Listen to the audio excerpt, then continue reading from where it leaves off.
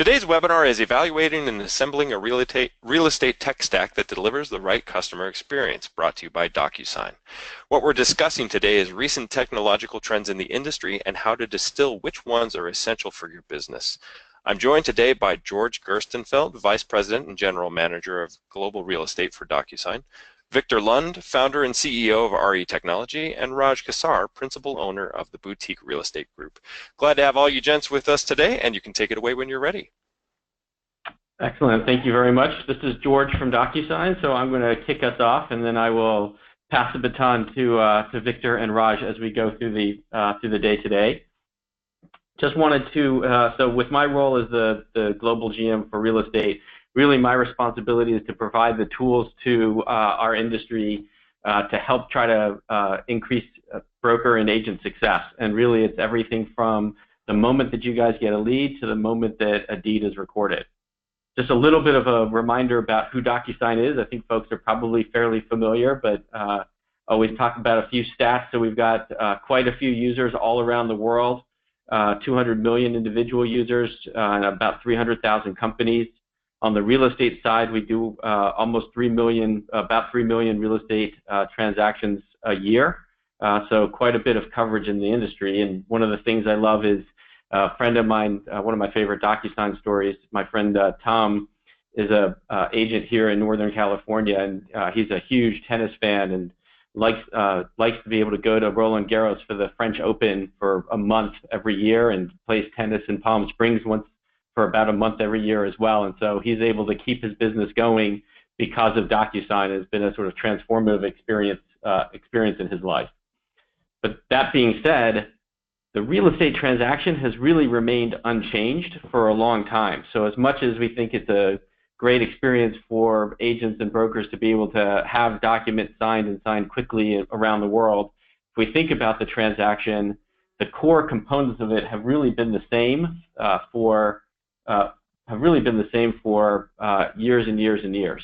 And in fact, in some ways, the transactions become more opaque and more confusing and slower for consumers with TRID and a lot of the new regulations that come on board over the last 5 to 7 years. And so it actually takes, on average across the country, twice as long to complete a transaction as it did 10 years ago, which to consumers in an on-demand economy seems incredibly counterintuitive and not something that they would typically expect.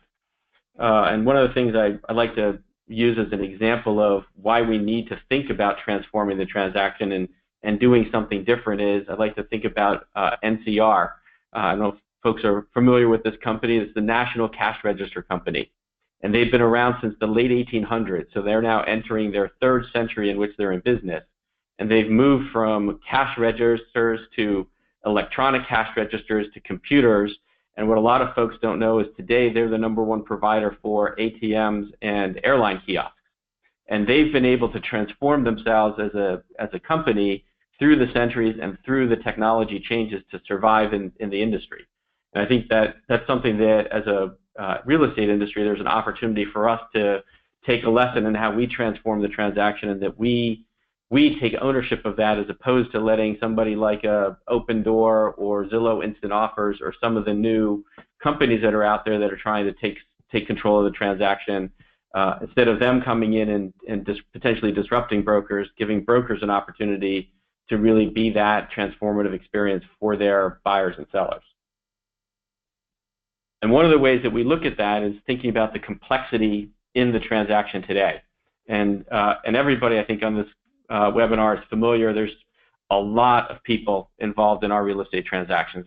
They are so complicated because there's obviously buyers and sellers, borrowers involved, mortgage, lending, notaries, settlement agents. A lot of states have attorney requirements, so attorneys get mixed in.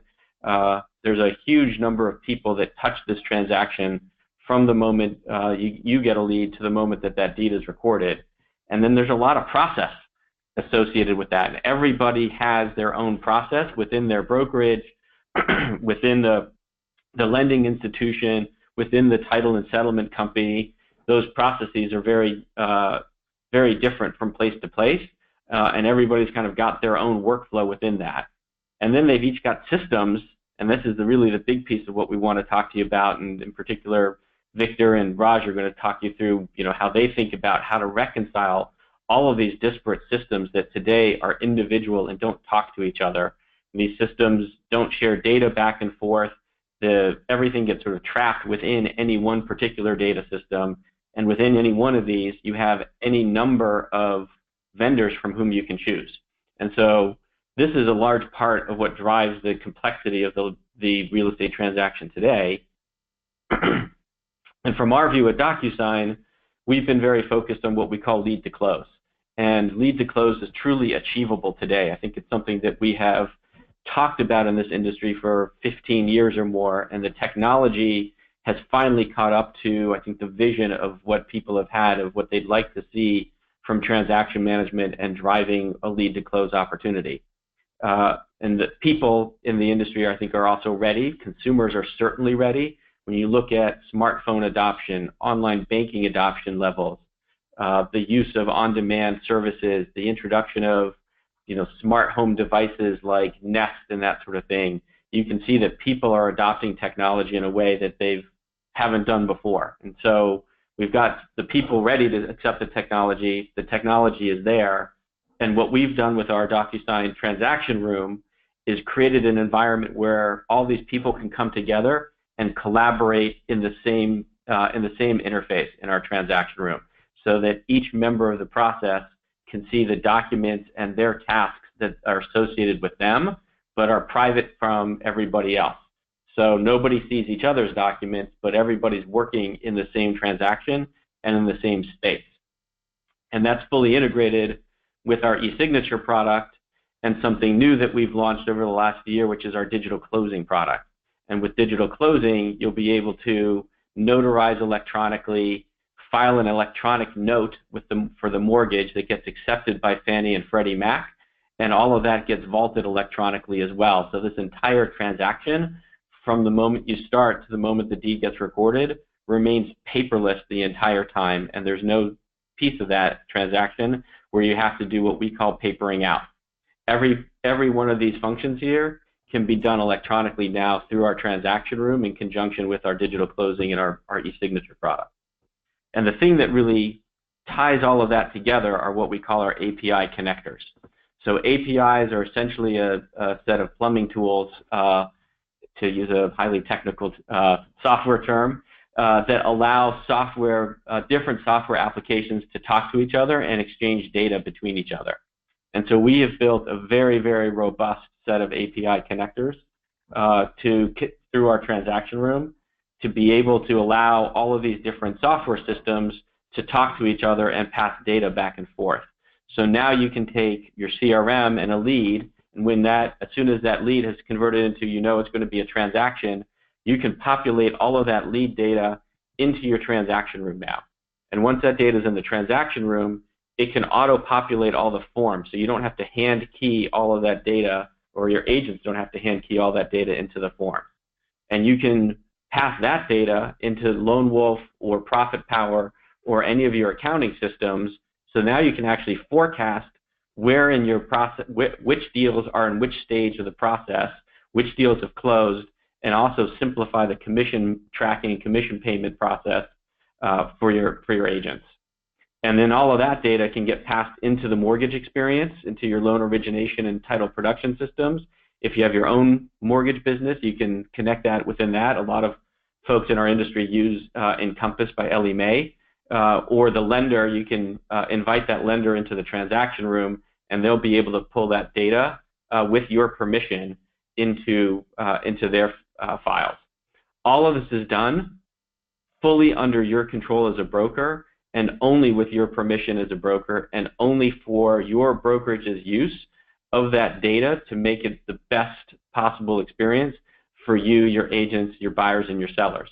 So there's a very high degree of privacy and security in here, and a very high degree of control. Our goal is to enable you to use your data to run your business better. We're a applications company trying to help provide tools to make life a little bit easier for you and your clients. We have no interest in looking at that data, selling advertising on that data. That's just sort of not the Docusign business model. And so we're very excited about what we can do from a lead to close front with all of the technology capabilities that we've brought to the forefront today. Here's just a few examples of the companies. The logos that are in color are actual live integrations. We just came from the National Association of Realtors annual conference this last weekend and announced a number of these live integrations that are ready to go and active. And these aren't just deals that we've done, but these are actually software integrations that you can use today, tomorrow, and in the future. Some of the ones in gray are actually still in the works, and so these will be coming out sort of every month. We'll have a new wave of integration partners, and in particular, you can see on the front end here, we've got a lot on the marketing and lead gen side, some on the deal management, of course, back office, and what's really important from our view is taking this all the way through the mortgage and the loan process and the title process. And so you'll see on this side with ancillary services, a lot more with home warranty, home inspection, mortgage title coming in that column in particular. And that's a lot of sort of technology ideas, and one thing that I will say is that transformation may feel like a big investment in time, a big investment in resources. Victor's going to walk you through in a moment how to think through that technology stack and how to take a orderly sort of process and roadmap to get there. But what I want to tell you is that investment in time, which may seem difficult in the beginning, is absolutely worth it. And the benefits are truly there for you. And Raj can tell you a little bit about the benefits that he's seen in his business. He's one of the most technology advanced brokers that we work with and has really put the technology stack to great use for him. From our perspective, what we've seen at Docusign, we did a survey of a few thousand of our customers, and what we saw is benefits across the board. Speed of transactions cut from 8 days to less than half a day. The cost per transaction dropping 38%. Huge, huge cost savings opportunities. Big upside opportunity in compliance. And Net Promoter is something that folks may not be familiar with. Net Promoter is essentially a form of customer satisfaction. And it basically says how many people are willing to promote your products and tell other people and recommend you and say how great you are, and how many people are detractors who would actually say bad things about you and your business because they had a bad experience. And detractors tend to tell 10 times as many people as promoters. So you want as high a Net Promoter score as you can get. And what we found is that folks that are doing this digital transformation and have gone through this process of change, we found that those folks have actually seen a 59-point increase in their Net Promoter score to really going from something that was, you know, a below average score, -3, which is really pretty abysmal, to 56, which is really up there in the neighborhood of Southwest Airlines and some of the brands that are most famous for great customer experiences. The -3 is probably something you might associate with a United Airlines and passengers getting dragged off of planes type of experience. So really big transformation benefits when you go through thinking about this technology stack. So with that, I'm going to pass the controls over to Victor, and he's going to tell you a little bit about, let me see how to do this here, change presenter. He's going to tell you a little bit about what the Wav Group does to help their clients and how to sort through all of the vast amount of technology options and choices are out there to help you build the right stack for your business to generate a lead to close, to go paperless and digital lead to close and find all the other benefits that technology can offer. Well, great. Thank you very much, George. I'm Victor Lund. I'm with the Wav Group. I'm also the CEO of RE Technology. And Wav Group is a consulting firm. We work mostly with the nation's largest brokers.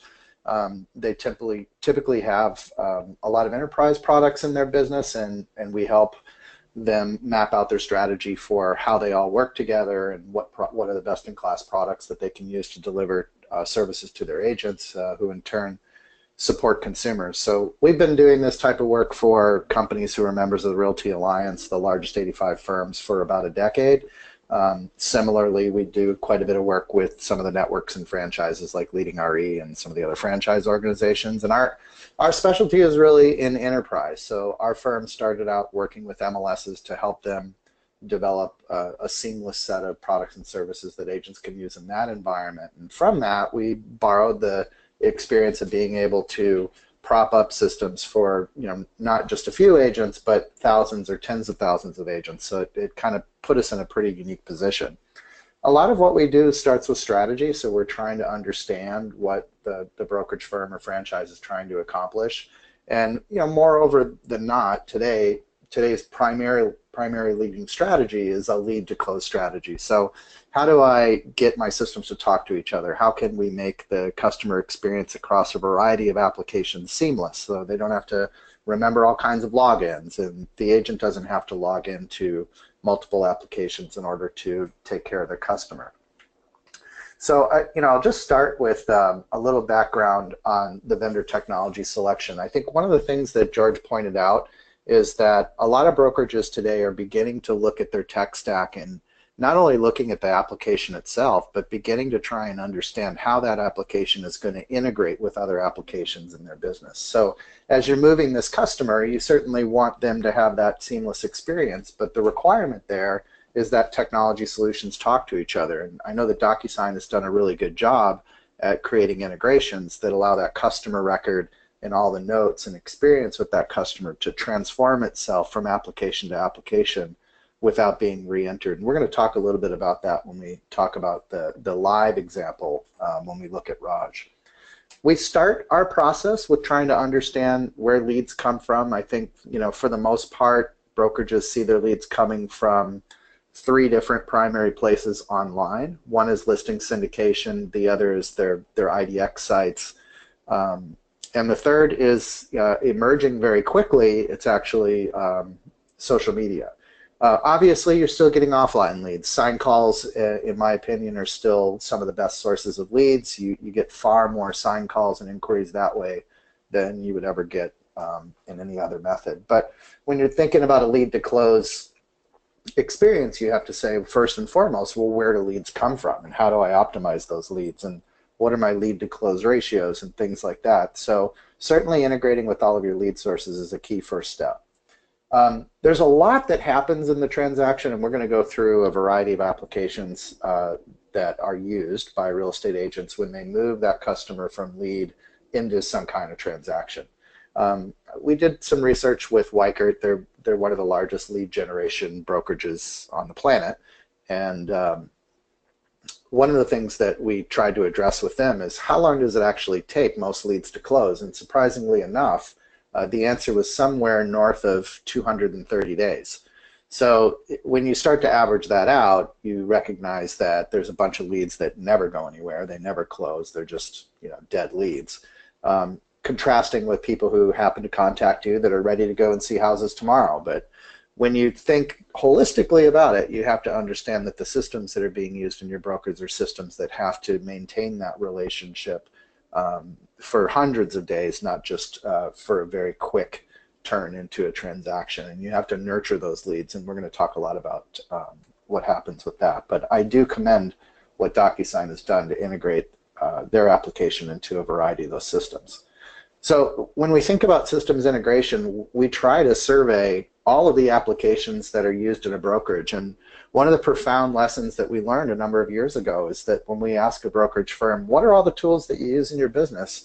A lot of times they can't pull up a document that quickly shows that. So our first step is to try and understand what systems they have in place. A lot of times we'll just go and pull their accounts payable folder and look at all the people they're paying. That allows us to be able to sort of reconstruct in reverse all the applications in a business.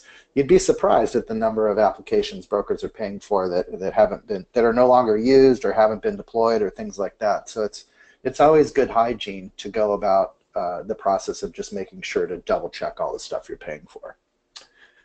Once we kind of set ourselves around the environment that a broker is operating in, we really start to look at some of the key performance components that have to do with a lead to close strategy. And a lot of that is benchmarking. So many brokers want to understand what their spend is per agent relative to other brokerages in their market or other brokerages of their size. And we do a lot of that research, and we try to, especially within networks where they have open sharing among brokerage firms, like the Realty Alliance and leading RE firms, they actually sit down in small groups and they bring all the information about their tech stack together, and they talk about the products that they're using and what they're paying for them, what the total cost is per agent. They have discussions about, are the agents paying this, or are we paying this? Is there, there's a lot of different business models that brokers deploy that have a lot to do with the products that they're offering their agents and the tools that are available to help consumers. So I'm going to go through a spreadsheet, and for anybody that's on the call that wants the spreadsheet, I'd be happy to send it to you. Just ping me or anyone on the call afterwards, and I'd be happy to provide it. But I created a quick list here of just 40 products that are pretty commonly used throughout real estate. Obviously, if you're going to go out and you're not just a buyer's, well, even buyer's agents use CMA. You have a buyer CMA or a seller CMA. Clearly, digital signature has been an enormous lift to both consumers and agents, not having to run documents around. Agents who are trying to cultivate that relationship with the consumer from the lead inception point are typically using some kind of drip marketing, and drip marketing is becoming very smart today, especially as you add in some tools like retargeting, which we can talk a little bit about later. IDX is pretty much a basic and obvious thing that people have. Some brokers go a little further, and they have virtual office websites that allow the consumer to see more information from the MLS than what's available through IDX. And there, the difference in VAL is that you're able to see some of the more confidential fields like days on market, price changes over time, stuff like that. It used to be you couldn't show sold data in a lot of markets unless you had a VAL. And that's still true in markets that are public record states, but it's not true in most of the other markets. In fact, the National Association of Realtors just updated some of their model rules to make sure that going back to, I think it's 2002, brokers can get all of the sold data from there. And that's really helpful. It helps you paint a picture about what's happening in the marketplace. Clearly, listing syndication is a big deal today for real estate brokers. We try to help brokers become really hygienic with their documents, but the big ones are Zillow, Trulia, Realtor.com, and Homes.com, and depending on where you are in the marketplace, there might be some others that are really important. Gone are the days where you just send your listings to 300 websites where you're not getting any traffic or any leads from them.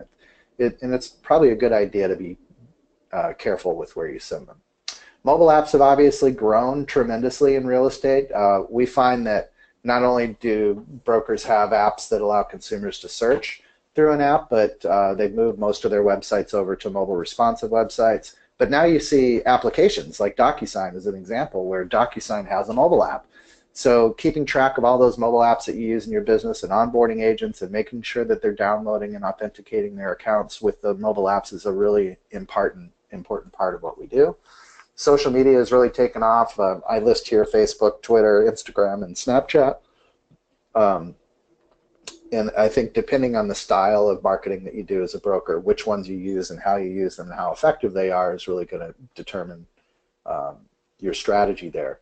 Virtual tours are all over the board. We find that a lot of virtual tour companies have partnered with the MLS. I know Property Panorama has about 500,000 agents who get automated tools through their MLS as a virtual tour. And then a lot of people add their own. Certainly Raj is going to talk a little bit about the stuff that he uses, which is a far more advanced type of tour. Your website, accounting applications, agent ratings is a pretty big deal right now. There was a time when agent ratings wasn't dominated by Zillow, but right now it is. But certainly other ratings apps that you might use in your business, certainly all the Realogy companies use Real Satisfied, and to be able to put into your lead to close loop that back channel of being able to trigger a request for ratings is important to manage your online reputation. A lot of brokerage companies have an intranet that's just a private website for the agents that are in their business, and they can access documents and chat and do a lot of the things that kind of tell the story about what's happening internally with the brokerage. Blogging is just a fancy name for content management solution, but a lot of brokerage websites today have the ability for you to publish whatever you want. Some people have a lot of buyer's tools. If you're a brokerage that deals with commercial, that's a whole nother set of applications. I didn't list them all here. I just delimited the category. Contracts and forms will typically come from your association or your MLS, and certainly making sure that those are legitimately able to be used within your transaction management system, that you're not violating any copyright is really important. Obviously, all of your data needs to be backed up somewhere. Document management, floor plans, floor schedulers. So a lot of brokerages have floor time for their agents, and you need to be able to schedule that. It can be herding cats if you don't have a good scheduler solution. Lead management, obviously we're trying to follow business rules. What we normally see is that brokers send the lead on a company listing directly to the listing agent, but all IDX listings might either go through their reload or referral departments or just be distributed round robin to their agents. The listing presentation, in my mind, is probably the most important piece of software that's most often overlooked by brokers.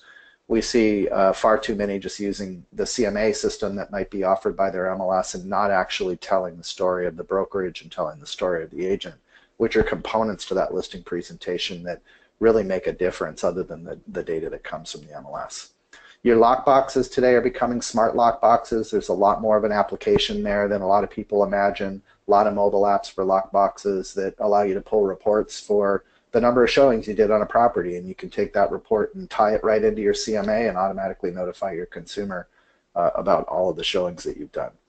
Market analytics are really important today. Your MLS tools could be broad or narrow depending on the MLS that you're in. I talked a little bit about mobile search with the mobile apps section, but a lot of your websites today, you want to make sure that it's mobile enabled. That's really important for search engine optimization, but you also just want to provide a great experience when somebody uses a browser to look at your listings. Tragically enough, online fax is still around. A lot of people are still paying for a fax service if it's not componentized to their transaction management system, where you can just fax in a document. So that's sort of a legacy product that's still hanging on a little bit. Online marketing and pay-per-click campaigns, you're going to hear from Raj how important those are and how he blends that metrics into all of the other applications that he's using. Photography services, there's no doubt that professional photography is a really heightened way to market a property for sale. Some of the things that we focus on there primarily are making sure that you get the right permissions from the photographer to be able to use their photos in any of your marketing and advertising and not violate any of their copyright. There's printing services. Property management is becoming a bigger business for brokers. Obviously, a real estate professional understands that that rentals are either a between step between homes or an entry step before you get into a home. So having a property management business and all of its associated technology solutions is pretty important for enterprise brokers. Public records and tax integration usually either comes in the form of a service being offered through your MLS, a product like Realist, or every realtor has access to it through the Realtor's Property Resource as well. QR codes are still hanging around for the most part. That was something that came and went, but nevertheless we think about it. Showing appointment software is important, your signs and sign writers. A lot of brokerages have automated the process of sign up, sign down service. So the real estate agent just requests the service, puts in the property address, and that happens. Single property websites are still pretty popular. Transaction management, I think George talked about a little bit. Video services, videos, completely changing the way properties are marketed online. Open houses, and then predictive analytics is stuff that's coming along pretty fast. You've seen the emergence of companies like SmartZip, who go out and look at a community of people and they say, well, who's most likely to sell? What kind of things do we know about these people which put them in a position to maybe make a trade?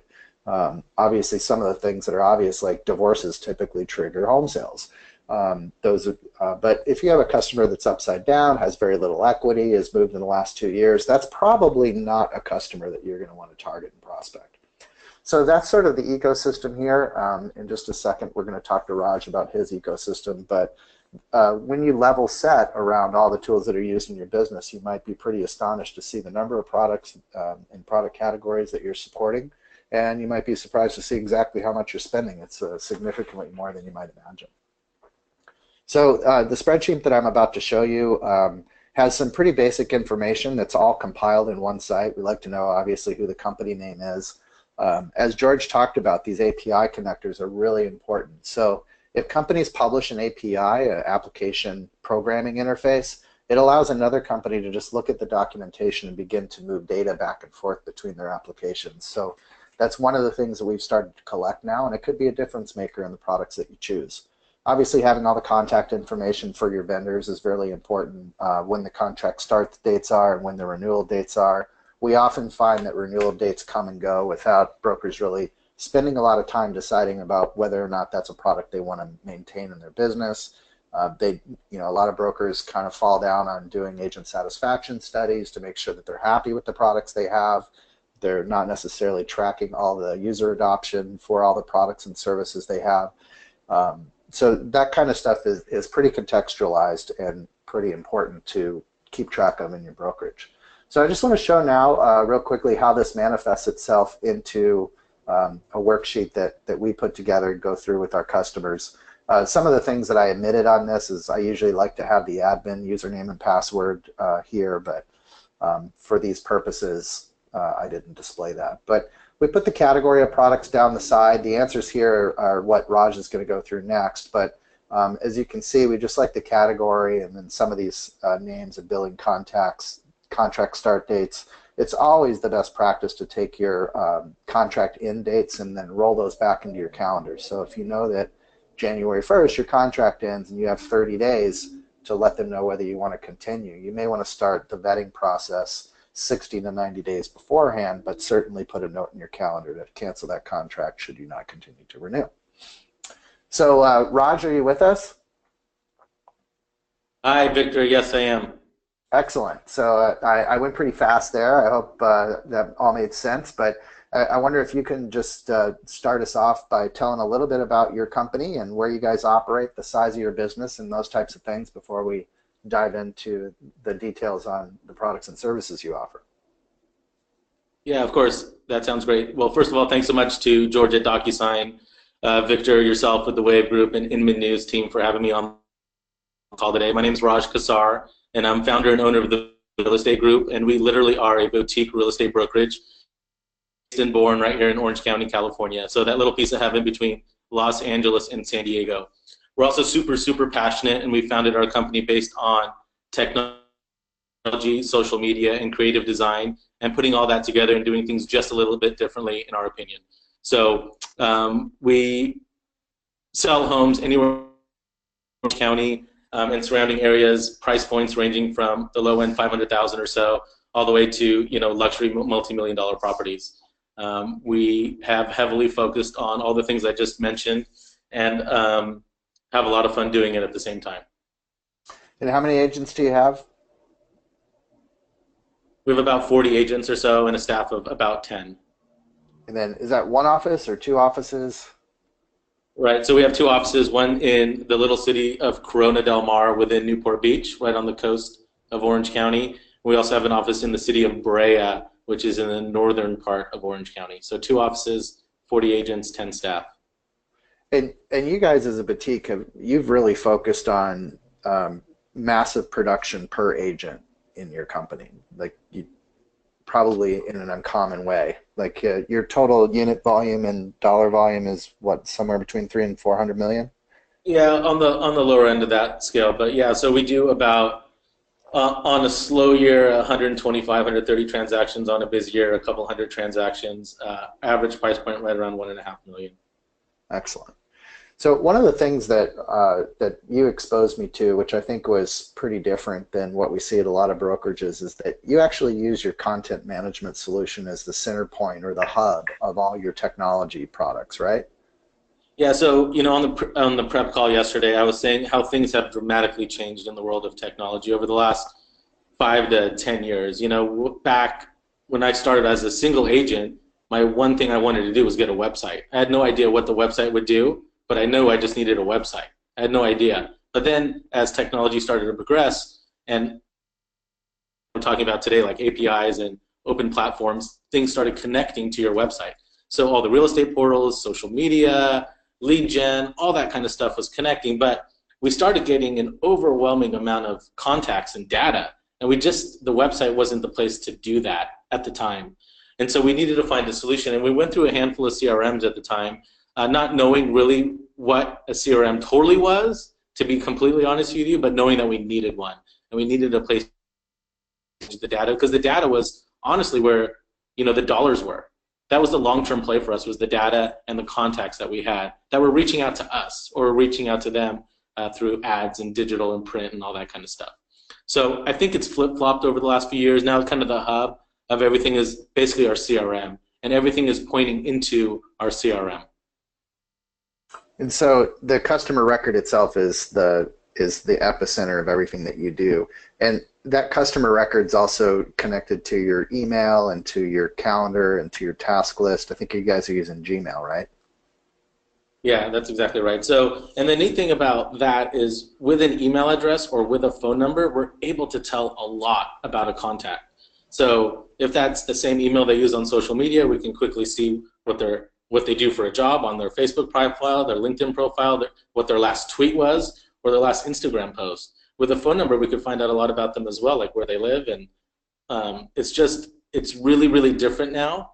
One of the things we train our agents on is when you get an email and you're about to reply to a contact that you've never replied to, just take a deep breath, check all the apps within Gmail that we've integrated, and see who this person is. See if you have any connections, any commonality. Just take a moment before you hit reply.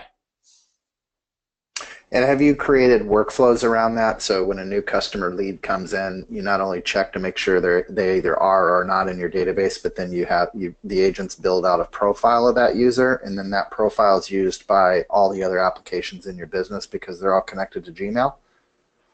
That's exactly right. So everything's talking to each other now, like you guys were discussing earlier, with APIs that are able to integrate between our CRM, between our Gmail, with our website, with all the apps that we integrate into Gmail.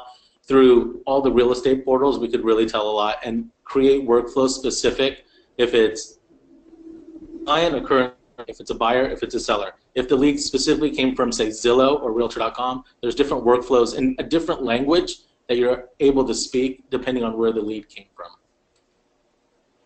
Excellent. So some of the things that I was quick to point out or quick to notice is you said that your brokerage doesn't really have a mobile app, but you do kind of have, or your agents don't have a mobile app, is that right? But they do kind of have it through MLS Touch, through their MLS, and you started using a product called Real Scout. Can you tell us a little bit about those?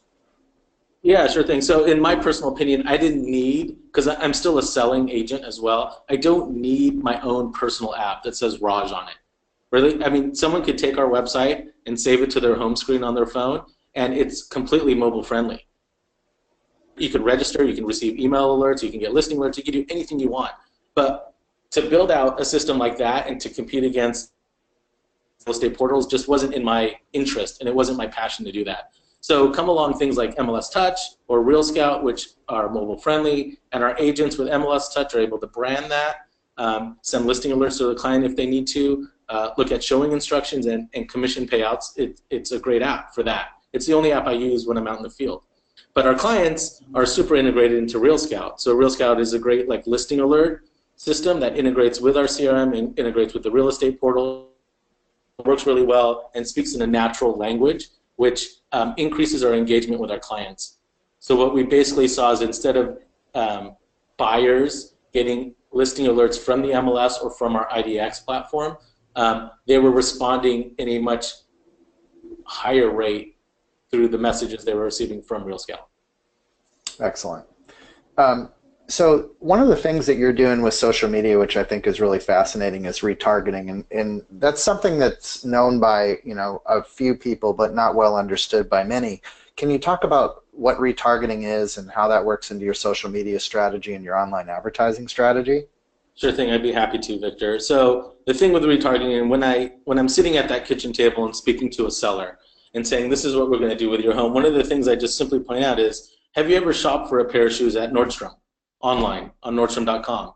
And isn't it funny that you throw it in your cart and Nordstrom knows that those pairs are in your cart, and then all of a sudden those same shoes are on your Facebook feed, they're on your Twitter feed, they're on your Instagram account. I mean, basically everywhere you go, those pair of shoes are there. So we do that very similarly with ads for people's homes, ads for our agents, seller ads, seller listing alerts, buyer ads. We do that with everything. And so with the integration of retargeting into social media, you're able to pull this database that we've been collecting for 10 plus years, drop a specific list on Facebook, and follow those people around the web with ads either for a listing or a grand opening or an event, or we've got a list for just brokers, and we're able to advertise to them for broker opens or event marketing or whatever we're doing. We're able to do that and stay constant. And one of the things I say is, like, if you're not in the newsfeed, you literally don't exist. So it allows us to stay relevant and present in the newsfeed. And so we do exist, and we are engaging with our clients that way. And are you doing anything that drives leads? Are you doing lead capture off your Facebook posts as well, where you post something to Facebook and they click a link to view it, and it says, do you want to authorize this through Facebook? And you click the button, and then suddenly your company has all their contact information. Are you guys starting to do that? Yeah, so Facebook a little while ago introduced landing pages to their ads, and so we've integrated custom landing pages on all the ads that we're running on Facebook. That's awesome. And another note that I would make about retargeting is that retargeting is almost something that you can do before somebody becomes a lead. So you can put a cookie on your website, so when that browser is recognized, it says, oh, I've been to Raj's website. And Raj says, oh, well, you never signed up, but maybe I can provide you some more information that might tune you to wanting to do business with my brokerage, or give you information about some properties that we're looking at and things like that. Are you starting to use the cookie-based retargeting, or just the custom audience where you have the contacts information? So we're actually doing a little bit of both. So we're doing a lot of retargeting with, like the conversion pixels and the landing pages on Facebook. But outside of that, there's a lot of vendors that are doing retargeting as well. And so we're also using that. The neat thing about those, a lot of times they're either like zip code based or city based or whatever. But what we've done is we've taken the retargeting pixel. So when someone is leaving that specific zip code, we're still able to follow them wherever they are. So a great example is if we buy a zip code in, say, Newport Beach, and we're running a retargeting campaign in that specific zip code, and someone clicks on one of our ads, the neat thing about what we've done is on all of our agent websites, on the brokerage website, on our seller capture websites, and anything that we're building in-house, we have the ability to take the retargeting pixel from that retargeting campaign and drop that pixel on the back of each individual website. So when that person leaves Newport Beach and they go to Yorba Linda, we're still following them around the web. So it's an ever constant reminder of our company, our listing, our smiley happy face, whatever we're promoting. It's it's always there. So a lot of these things that you're doing that you've integrated with your tech stack have a lot to do with that motion between lead or pre-lead to the point where you're actually working with them to either list their house or work with them as a buyer to find them a house. I noticed that, pretty much to all these questions, virtual tour, website, accounting, I mean, you said yes to everything. Your advice you didn't know. You don't use Tom Ferry. I'll take that out. But that's what I was thinking. A lot of brokerages and a lot of agents use coaches, and sometimes those coaches have things that you can log into. With the list that's on here, I notice floor scheduling you don't have software for. Your staff does that, right? No, we don't. Floor scheduling. Again, we're still in that very romantic number of 10 staff and 40 agents, so we haven't had the need to do that. But we do use like an intranet, so to speak, if things, if someone can't make it or they're sick or they've got showings or whatever, to get the floor covered that day. Oh, that's great. Of these products that are listed here, are there particular ones where you've seen they're real difference makers or really strong applications that you would recommend people really focus on using and integrating and exploiting? Well, I mean, for sure, the first thing is a CRM, and a CRM that has the ability to do a lot of things. So not just email, but create specific lists that's able to drip market, that can auto text and auto email, like things like that are really, really essential. But also one of the things you need is some of these new like auto texting apps for lead conversion. So when you have a true real cell phone number and you generate a down lead, a lot of times people aren't answering their phone. A lot of times they're not replying to email, or the email goes to spam and you just don't know that. But everyone seems to reply to text. So a lot of these auto texting features for inbound lead and converging and engaging seem to be really amazing. That's great. Yeah, and generally, a lot of people talk about that as AI, or augmented reality or stuff like that, AR, and that I think that's a fancy term for just sending information via text for the most part. Yeah. Be able to watch those workflows. Can you talk to us a little bit about how you're managing leads and that lead funnel today, and how you distribute them, and how do you manage the agents and their lead follow-up and stuff like that? Yeah, so I mean, I could go back to like 5-6 years ago when we started figuring out what the heck a lead was, and it's like, oh my gosh, someone responded to something. Like, now what do? I basically hit the person next to me and go, hey, do you want to lead in Newport Beach for $1 million buyer? And they'd be like, oh my God, yes. I mean, that was our CRM back then. You know what I mean? And now it's really advanced and is really, really different. So depending on where the lead came from is kind of how it gets managed. So if it comes from one of the real estate portals, and just for fun, we'll say we have a Premier Agent Concierge, which works the lead for us. And we actually have the option within the Zillow app to take the lead on ourselves within the first 2 minutes, or have the concierge take it on. So depending on what we're doing at that exact moment, we can either take the lead ourselves or push it to the concierge. If the concierge starts working it, we let them work it, and then they'll do like a warm transfer directly to me on the phone, and I'll take the lead and engage the lead from then. But at the same time, that same lead is into like our Zillow CRM, but also our brokerage and agent CRM as well. And so depending if it's a buyer or seller, it gets segmented into different drip and different emails. So just depending on that. They're also getting an auto text for us if we don't hear from them within the first hour. So if we're not able to connect with them directly from the Premier Agent Concierge or myself, they're starting to get auto text from us as well. So that's one thing. If coming from the brokerage website, which we receive a ton of leads through the brokerage website, if it comes through that, it's basically uploaded into our CRM. I get a text, and then I'm calling or emailing and following up with them directly. That lead then gets dropped into, depends if it's a buyer or seller, or just like a general info lead. It gets segmented into a certain, say, bucket, which our CRM starts taking over from there. Once we get to the point of engagement, if it's a buyer or seller, then we're assigning an agent at the brokerage.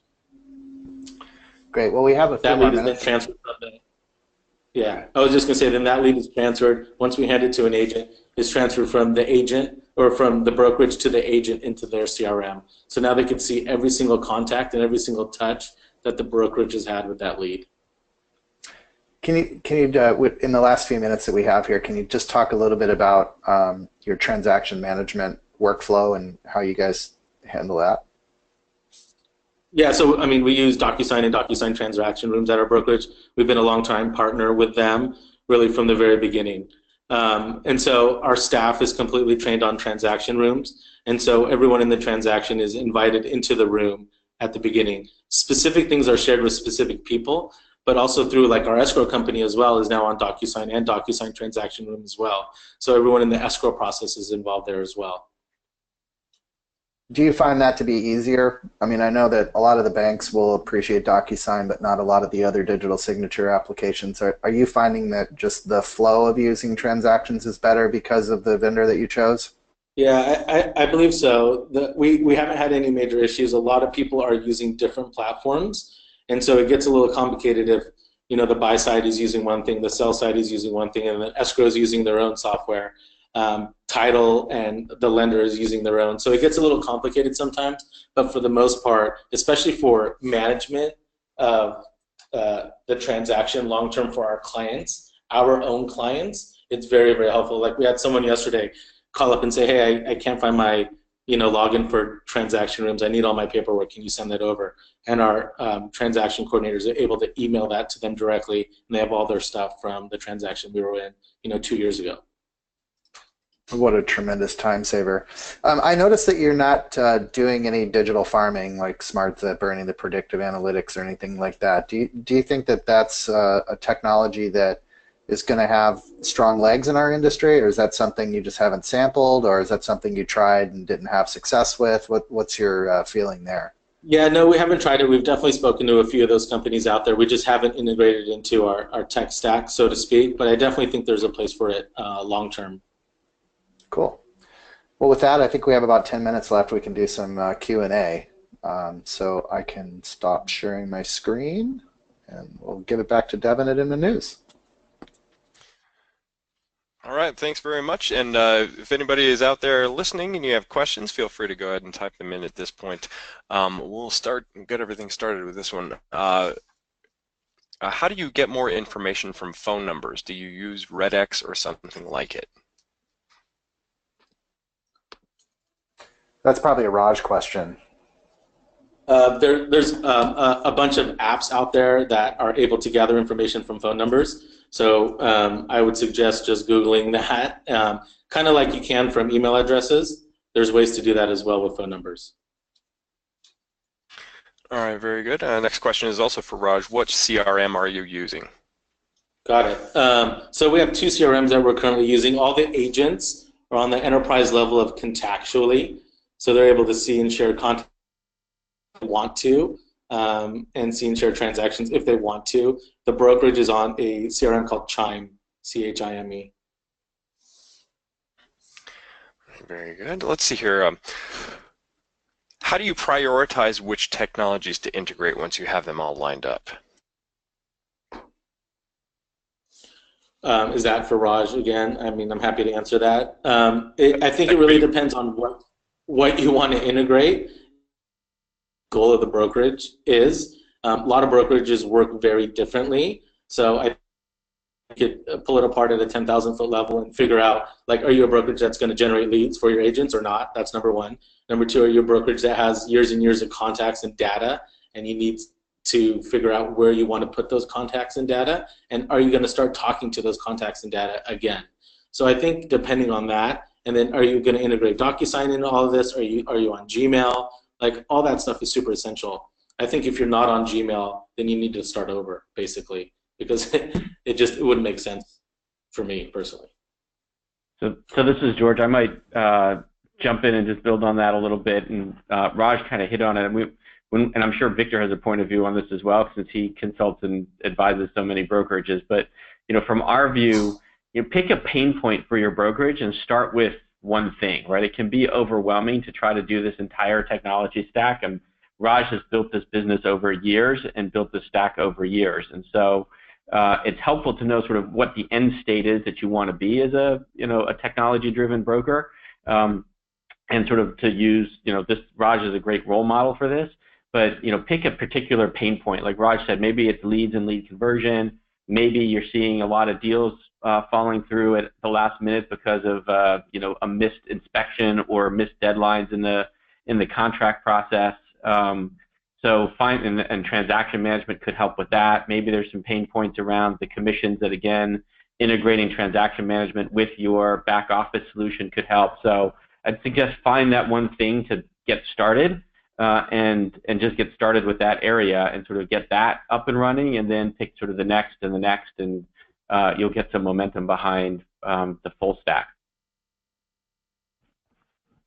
Yeah, the only thing I'd add to that is we do see Google integration more prevalently with smaller brokers than we see with larger brokers, mostly because enterprise-level mail systems were, first and foremost predominantly adopted through the Microsoft platform Exchange. And as people had to make choices to go from hosted Exchange servers up to the new Microsoft 360 application, which is pretty similar in many regards to what Google offers, that's changing a little bit. And but certainly, we've seen so much fraud through email and things like that brokers have painstakingly made email a place of importance in their business. And I think that we see that most of the enterprise level technology firms have a choice to either integrate Gmail with tasks and calendars at an enterprise level as well as Microsoft products. But yeah, I mean, you certainly need to survey the vendors that you're using and find out how those applications fit together, because losing contact records is probably the biggest loss of an asset, a data asset within a brokerage today. The second area that we see a lot of integration pain point happening is typically the accounting function within a brokerage is not connected to the lead funnel.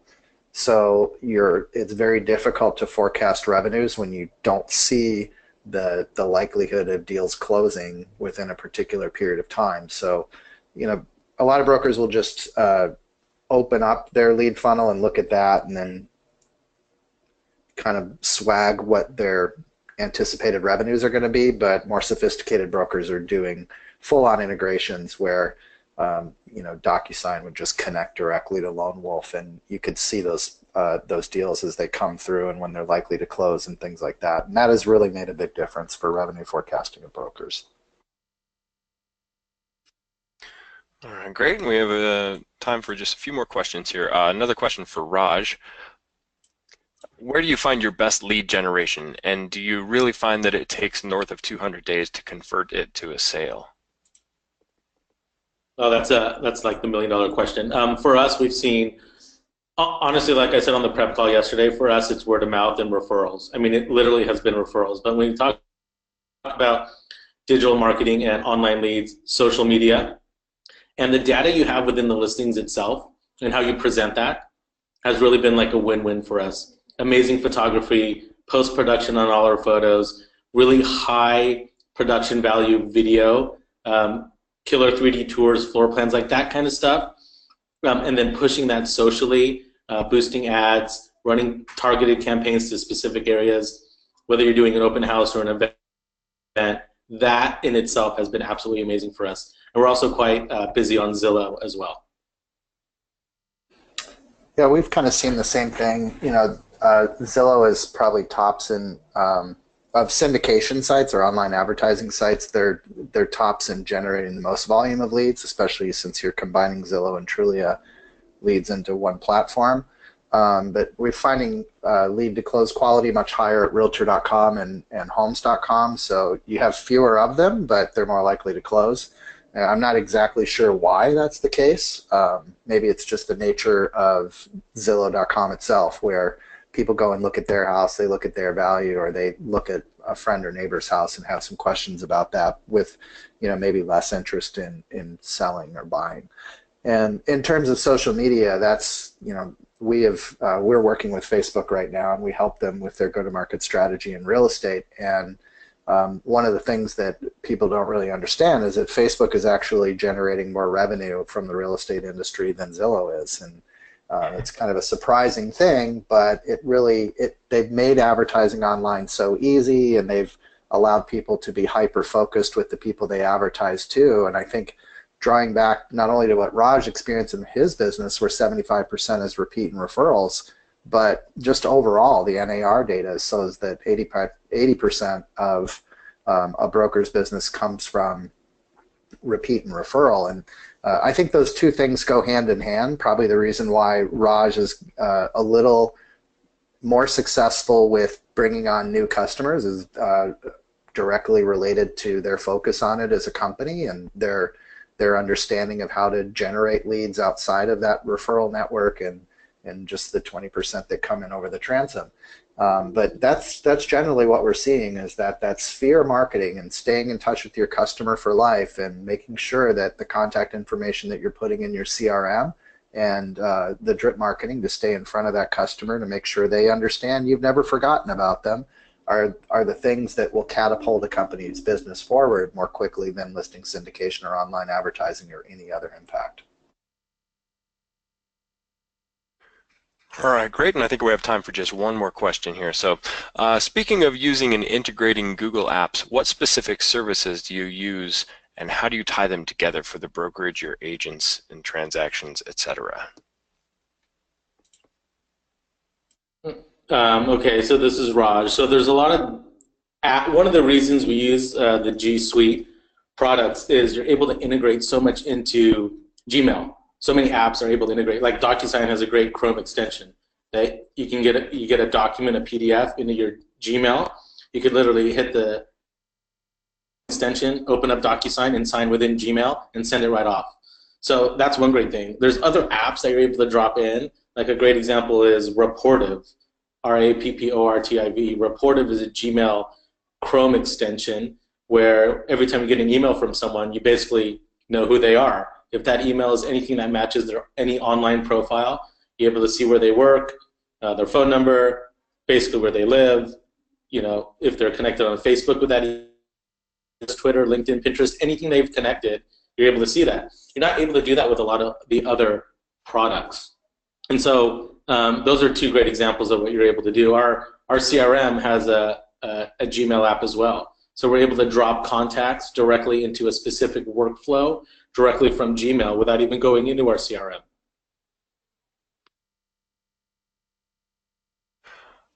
All right, great. That is just about all the time we have for our webinar today. I wanted to thank everybody for asking questions. For those of you who asked questions that didn't get answered, Docusign will follow up with you after this session to make sure that you're all set on those.